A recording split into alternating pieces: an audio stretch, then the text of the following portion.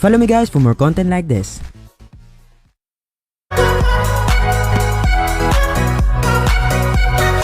May mga scientists ang nakadiskubre kung paano makakain yung karne ng isang buhay na baka kahit hindi ito katayan. Sinasabing kumukuha sila ng maliit na piraso ng cell ng isang baka at dinadala sa laboratory para maging isang malaking piraso ng muscle. Ayon sa pag-aaral, ay aabutin lang ito ng 2 weeks bago matapos si proseso. Di katulad sa industrial farming na umaabot ng halos 2 years. Ganito yung magiging itsura ng karne ng baka na ginawa ng mga scientists kapag niluto mo. Sinasabing kalasa din nito yung karne ng baka dahil galing din naman kasi ito sa cell ng isang buhay na baka. Ang mga pangolin ang isa sa mga pinakakakaibang hayop sa buong mundo. Sinasabing ang mga species na ito ay nagiging parang isang bola kapag nakakaramdam sila ng panganib. Ayon sa pag-aaral, ay ang mga pangolin ay isang nocturnal na hayop. Ibig sabihin ay sila ay gising tuwing gabi at tulog naman tuwing tanghali. Mahilig kumain ng mga species na ito ng mga langgam at mga iba pang insekto. Sinasabing sobrang laki ng ambag ng mga pangolin sa mga makabagong kagamitan natin ngayon. Ginagamit kasi yung iilang parte ng katawan nila para gawing tela, bag at sinturon. Sa kasamaang palad ay critically endangered na din yung mga species na ito. Kaya bilang tao ay dapat natin silang protektahan at huwag samantalahin yung kaya nilang ibigay sa atin. Ang Zak Bagans Museum ang isa sa mga pinakakilalang haunted na museum sa buong mundo. Dito mo kasi matatagpuan ng halos lahat ng koleksyon ng mga cursed object o isinumpang bagay sa mundo natin. Kabilang nga sa mga cursed object na nandito ay yung tinatawag na propofulture na pinaniniwala ang inupuan ni Michael Jackson bago siya mamatay. Sinasabing dahil nga nandito matatagpuan yung napakaraming koleksyon ng cursed objects ay madaming mga pumupuntang tao dito ang nakakaranas ng mga supernatural encounter kagaya nila ng mga paggalaw ng bagay at mga manifestation ng apparition. Pwedeng bisitahin ng kahit sinong turista ang lugar na ito pero dapat ay may lakas ka ng loob dahil nga sobrang nakakatakot dito. Taong 1917 ay may mga babae ang nagtrabaho para pinturahan yung mga maliliit na kamay ng mga orasan o yung tinatawag na watch dial gamit ang glow in the dark na pintura na kung tawagin ay radium. Nang mga panahon kasi na ito ay walang idea yung mga doktor at iba pang mga tao dati na masama pala sa katawan yung radium kapag pumasok ito sa loob ng iyong katawan. Sinasabing kada magpipinta ng orasan yung mga babaeng ito ay tinuruan sila na ipitin sa labi yung paintbrush na gamit nila para mas maging pointed ito. Dahil nga sa tinurong routine na ito na ginagawa nila habang sila ay nagtatrabaho ay unti-unti silang nakakalunok ng radium na nanggagaling nga sa kanilang paintbrush. Sinasabing yung radium na nalulunok ng mga babaeng ito ay nagsimulang magbigay sa kanila ng napakalalang mga sakit. Kabilang nga dito yung isang babaeng trabahador na pumunta sa dentista dahil masakit daw yung kanyang ngipin. Habang binubunutan siya ng ngipin ay hindi inaasahan ng dentista na nag-oopera sa babaeng ito na matatanggal yung buong panga ng babae. Meron naman mga iilang babae ang nagsimulang magkaroon ng marurupok na buto sa katawan at meron ding nawasak yung spinal cord. Pagsapit nga ng taong 1927 ay umabot na sa halos 50 na trabahador ang namatay dahil dito. Dahil nga sa kaso na nangyari sa mga babaeng ito ay naging aral ito sa mga kumpanya na dapat ay mas maging maingat sila sa paggamit ng mga kemikal. Dahil din dito ay binansaga ng mga babaeng biktima bilang radium girls. Si Allen Robert ang isa sa mga pinakakilalang daredevil sa buong mundo. Inaakyat niya kasi yung mga pinakasikat at matataas na building sa iba't ibang panig ng mundo kahit na ito ay illegal. Dahil dito ay tinawag siya ng mga tao bilang the French Spider-Man. Sinasabing unang ginawa ni Allen Robert ang pag-akyat sa mga matataas na infrastruktura noong 12 years old pa lamang siya matapos siyang maiwan yung susi sa kanilang bahay. Meron na siyang 85 na skyscrapers o mga building na naakyat sa iba't ibang panig ng mundo at isa nga sa mga ito ay yung building sa Pilipinas na matatagpuan sa Makati na kung tawagin ay GT Tower. Dahil sa Leidenfrost effect ay nagawang hawakan ng lalaking ito ang umaagos na molten metal. Ayon sa pag-aaral ay kapag ikaw ay nahulog sa isang malawak na magma ay maaaring masunog yung lungs mo. Magkakaroon ka din ng organ failure dahil sa sobrang init nga nito. Nagkakaroon ng resource competition sa pagitan ng mga unggoy. Nagkukulang kasi sila sa supply ng mga pagkain kaya nagkakaroon ng gulo sa magkabilang grupo. Ayon sa statistics ay mayroong 40 bear attacks kada taon sa buong mundo. Napaka-territorial at sobrang talino ng mga bear. Ayon din sa pag-aaral ay sobrang lakas ng pang-amoy at pandinig ng mga species na ito. Nakuwaan sa CCTV ang pag-predict ng mga pusa sa paparating na earthquake. Napakalakas kasi ng senses ng mga hayop kaya nila nagagawa to. Napupuno ng nakakatakot na manika ang lugar ng Island of Dolls sa Mexico. Sinasabing noong